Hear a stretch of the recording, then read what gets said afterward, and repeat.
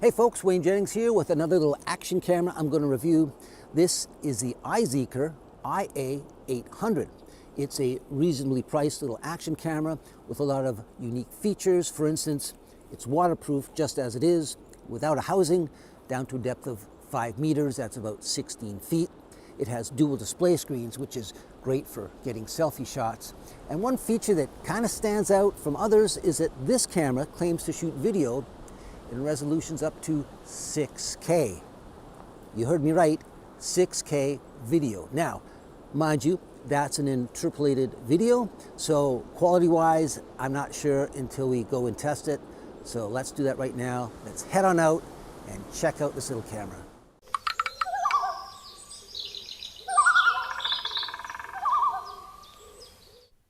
This little camera features a wide-angle lens covering a 160-degree field of view.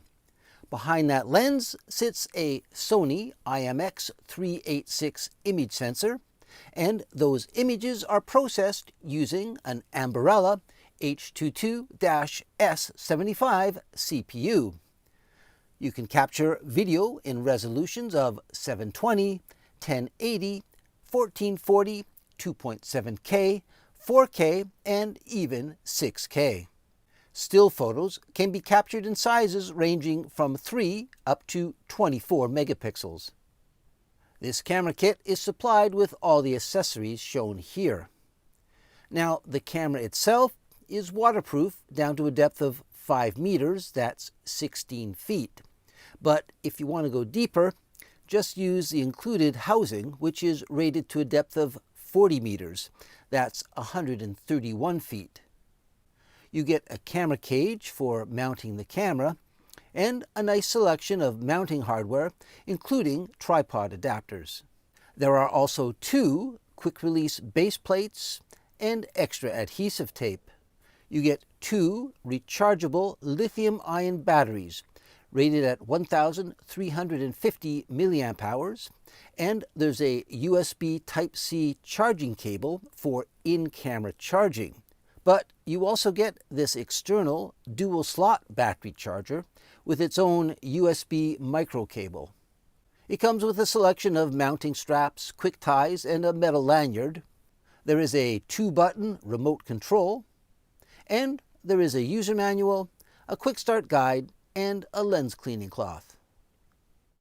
One of the best features with the iZEEKER camera is the fact that it's waterproof without a housing. So, in winter conditions like this, where I'm out doing some snowshoeing, if I happen to drop the camera in the snow or it starts snowing, it doesn't really matter. The camera's going to keep on working. Now, it's also great when you're in and around the water. I just got back from a vacation down south, and it was perfect down there. I shot a whole bunch of video.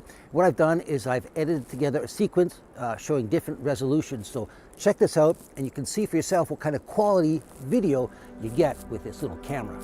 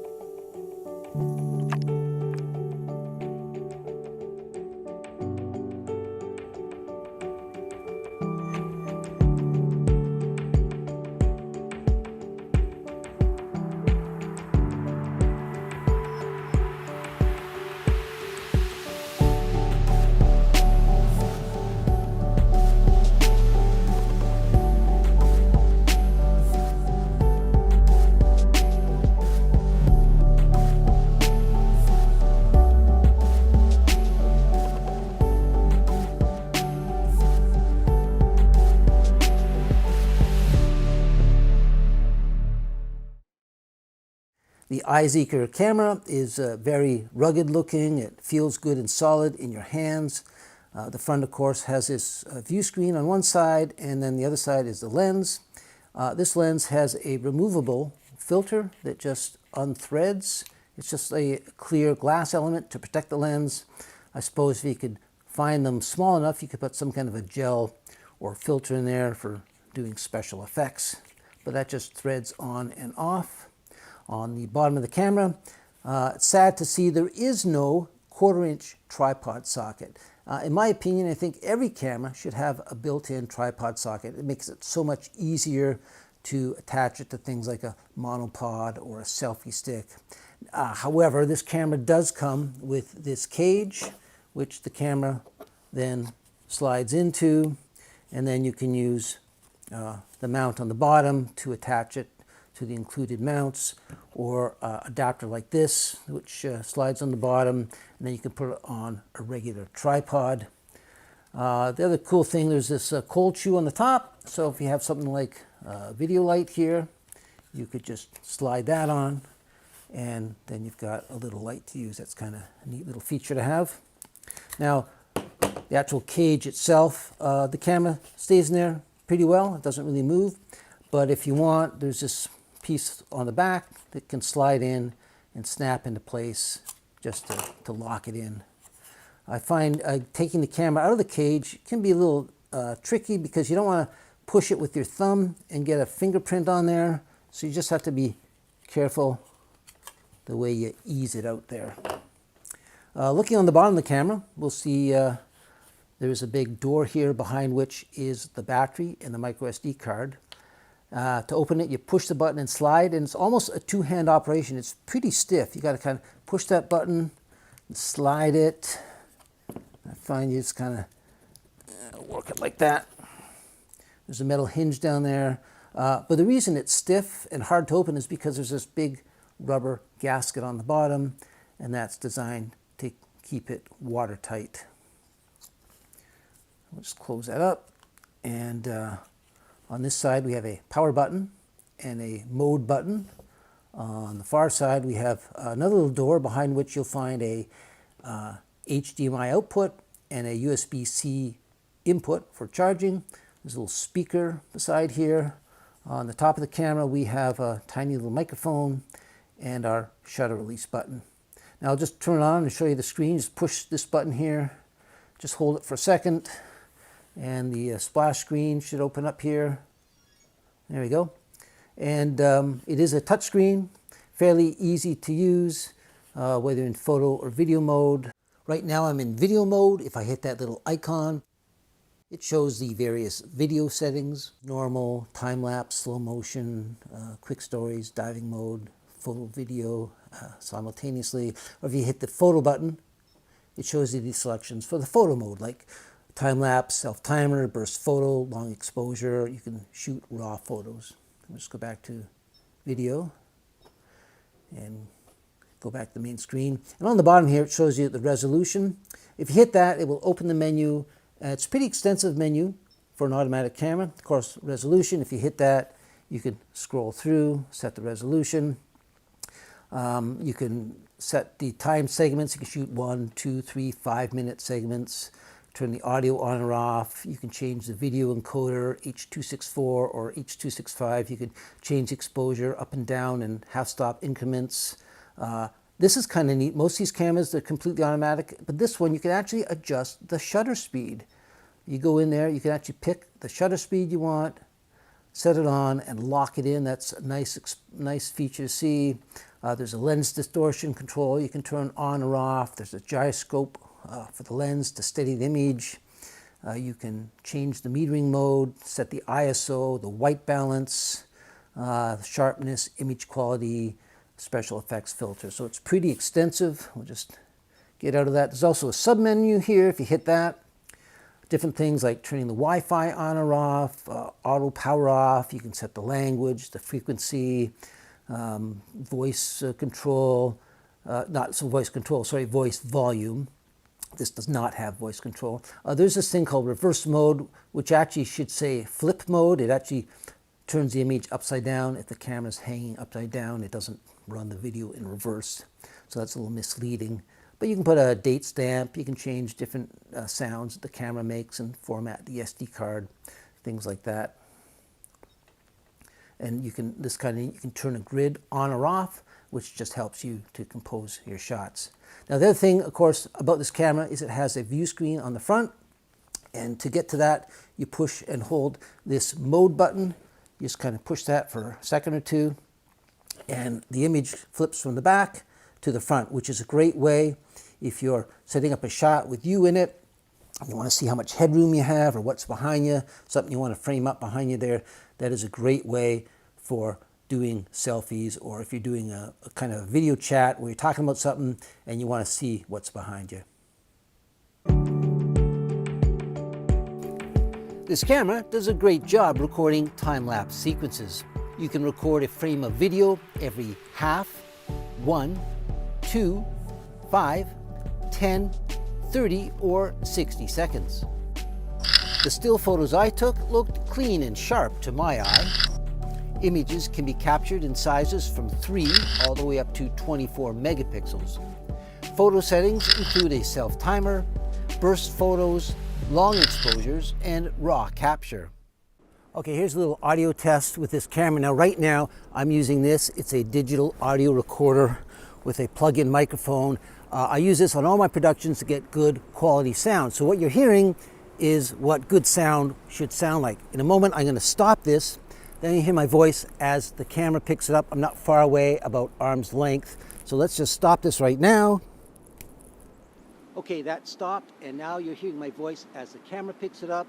Now, I have to yell in order for you to hear me. I'm only at arm's length, but the audio is so low, I have to raise my voice. I mean, you know, if I get close, the little microphone will pick me up, but I shouldn't have to get that close. To get good sound, don't rely on the camera. Use something like this, or you have to boost it later when you're editing. Some of the adjustments available on this camera include white balance, which can be left on auto or set to daylight, cloudy, tungsten, or fluorescent. The ISO can be left on auto or set to 100, 200, 400, 800, or 1600 ISO. And there is an exposure setting which allows you to increase or decrease exposure by up to 3 stops in half-stop increments. You could also change the metering mode between center, average, and spot. This camera has an image stabilizer. That's turned off right now. I'm just walking through this snowy trail here, stepping over some logs. I'll turn it around. There's a shot going forward with the image stabilizer turned off. So what I'll do is I'll go back, retrace my steps with the image stabilizer turned on, and you can compare the two shots. Okay, so I'm going to do the same shot with the image stabilizer turned on. Now this camera has 2 levels of image stabilizer, the regular and what they call Super EIS. So I've got the Super EIS turned on right now, walking over the same terrain here. Just going to step over this log like I did before, and we'll just turn the camera around. There's that same shot walking forward with the image stabilizer turned on, and back to me. So you can see it definitely tends to smooth out these kind of walking shots. Now there are 2 ways to operate this camera remotely. The first is using the included remote control. There are 2 buttons on here. If you push this white one, this red LED lights up. The camera begins recording video. Push it again and it stops. If you want to take a still picture, you push this red button. Again, the red LED lights up. The camera switches to photo mode and snaps a picture. And the other method to operate your camera remotely is to download the app. It's called YouTube Pro. And as you can see, the image on my phone is the same image the camera sees. If I rotate my phone sideways, I get a nice big image, so it's easy to monitor. The advantage here is there are a lot more settings on this phone app. If I hit this gear icon, it opens up a list that I can scroll through, things like resolution, exposure, white balance, ISO, things like that. You just find the thing you want to change, hit the button, and then you can scroll through that menu and make the changes. Then when you're all set, go back to the main menu, hit the record button, And now the video shows the counter going up there. The video is now recording. You can also play back images. If you hit this little button down here, it loads all the images from the memory card into your phone. You just find the one you want, push the button, and then the image comes up, and then you can watch it. There are several slow motion settings on this camera. This first scene was shot at 720 at 120 frames per second.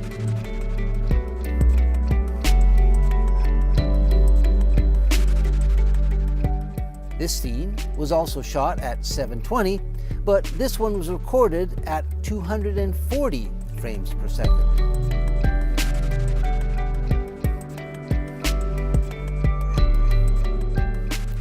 And here we have the 1080 resolution shot at 120 frames per second.